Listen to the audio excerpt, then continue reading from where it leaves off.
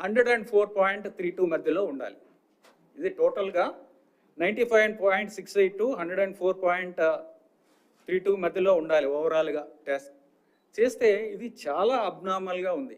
20.32 అంటే it is highly adulterated. చూడటానికి ఘీలా ఉంటుంది కానీ అది ఘీ కాదు, చూడటానికి మాత్రమే ఘీ. ఏం చేస్తారంటే అన్ని రకాల పదార్థాలు కలిపి ఒక పదార్థాన్ని తయారు చేసి దీనికి కొన్ని టెస్టులు పాస్ అవుతాయి, కానీ డీప్గా అనాలిసిస్ చేస్తే ఈ టెస్టులు చేస్తే దాంట్లోనే మాత్రమే బయటపడతాయి. అవి 20.32 విచ్ ఇస్ అబ్నార్మలీలో 95.68 to 104.32. సో అది ఒకటి వెరీ అన్ఫార్చునేట్ రిజల్ట్. తర్వాత సోయాబీన్, సన్ఫ్లవర్ ఆయిల్ దీనికి సంబంధించిన టెస్ట్ రిజల్ట్ 98 పైన ఉండాలి. ఇది 87.61 87.61 వచ్చింది S value. That means this is adulterated with soybean, sunflower, olive, rapeseed, all these things మీకు ఇంతకు ముందే చెప్పాను ఆ రిపోర్ట్ దాంట్లో. తర్వాత లార్డ్ అంటే పిగ్ స్కిన్ కింద ఉండే ఫ్యాట్, పిగ్ ఫ్యాట్ అనుకోవచ్చు. అది లార్డ్ అనేది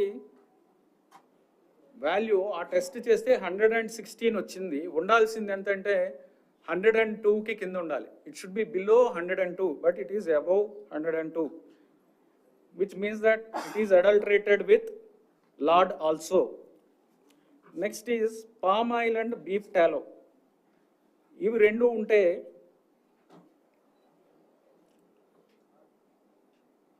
95కి పైన ఉండాలి value. The value should be about 95.9, but the value is 23.22, which is abnormally low. తర్వాత coconut and palm colonel fat ఉంటే దాని వాల్యూ 100కి కింద ఉండాలి, బట్ ఈ వాల్యూ 106 ఉంది. ఓవరాల్గా 20 ఉండడం అనేది చాలా అబ్నార్మలీ లో.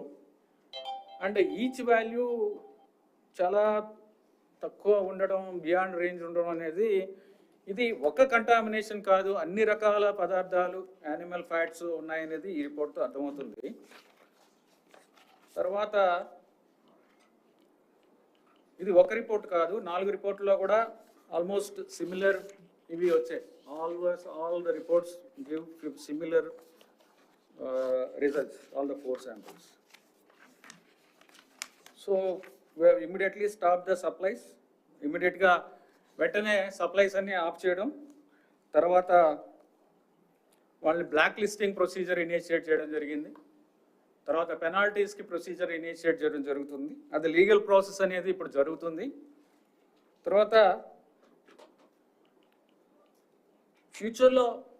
ఫ్యూచర్లో ఇలాంటివి జరగకుండా ఉండాలంటే ఏమి చర్యలు తీసుకోవాలి అనే దాని మీద ఒక ఎక్స్పర్ట్ కమిటీని కూడా వేయడం జరిగింది. ఆ ఎక్స్పర్ట్ కమిటీ కూడా రిపోర్ట్ ఇవ్వడం జరిగింది.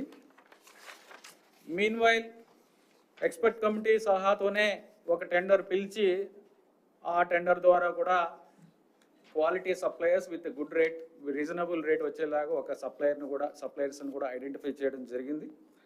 ఆ సప్లై చేసే మెటీరియల్ ల్యాబ్లో టెస్ట్ చేసి బయట ఈ టెస్ట్ లేదు ఏవైతే టెస్ట్లు ఏఆర్ ఫుడ్స్ అనే వాళ్ళకి చేసామో అవే టెస్ట్ వీళ్ళు కూడా చేసాము. ఈ టెస్ట్లు పాస్ అయ్యాయి.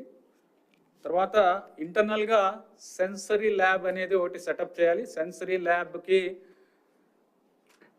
ఇది ఎలా ఉంటే టీ టెస్టింగ్కి, టీ అనేది రేట్ చేయడానికి డిఫరెంట్ టెస్టర్స్ ఉంటారు. అంటే వాళ్ళు టీ క్వాలిటీ ఎలా ఉంది టెస్ట్ చేసి వాళ్ళు స్మెల్, అంటే అరోమా, టేస్ట్ చూసి చెప్తారు. అలాగే ఈ గీత్ కూడా CFTRI మైసూర్ వాళ్ళు ఒక స్టాండర్డైజ్డ్ ప్రొసీజర్ చేశారు. దాని ప్రకారం వాళ్ళకి మా ఆఫీసర్స్కి కొంతమందికి ట్రైనింగ్ ఇచ్చి ఈ ల్యాబ్లో రేటింగ్ ఇచ్చేలాగా వాళ్ళకి ట్రైనింగ్ ఇవ్వడం జరిగింది. ఆ ల్యాబ్ కూడా సెటప్ చేయడం జరిగింది.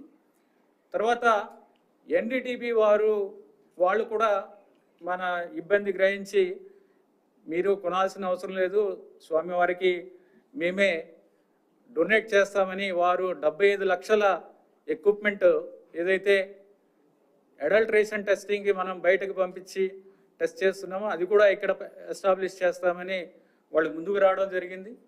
వాళ్ళు కూడా అది సప్లై చేయడానికి ఆల్రెడీ ఆర్డర్ పెట్టడం, బయట నుంచి రావాలి, ఇంపోర్ట్ చేసుకోవాలి, ఆ ఎక్విప్మెంట్ కూడా తీసుకురావడం జరిగింది. సో ఇప్పుడు ఈ ఎక్స్పర్ట్ కమిటీ రిపోర్ట్ ఫైనలైజ్ అయిన తర్వాత దాన్ని యాక్సెప్ట్ చేసి దాని ప్రకారం టెండర్ కూడా కాల్ఫర్ చేయడం జరిగింది ఫైనల్గా. సో అది ప్రాసెస్లో ఉంది. సో ఓవరాల్గా ఈ ఇష్యూ మీద క్లారిఫై చేయాల్సిన అవసరం కనిపించి ఈ విధంగా మీతో షేర్ చేసాము. తర్వాత ఇక్కడ థింక్ ఇంగ్లీష్ మీడియా కూడా ఉన్నట్టుంది. If they want something in English I can tell. Yeah.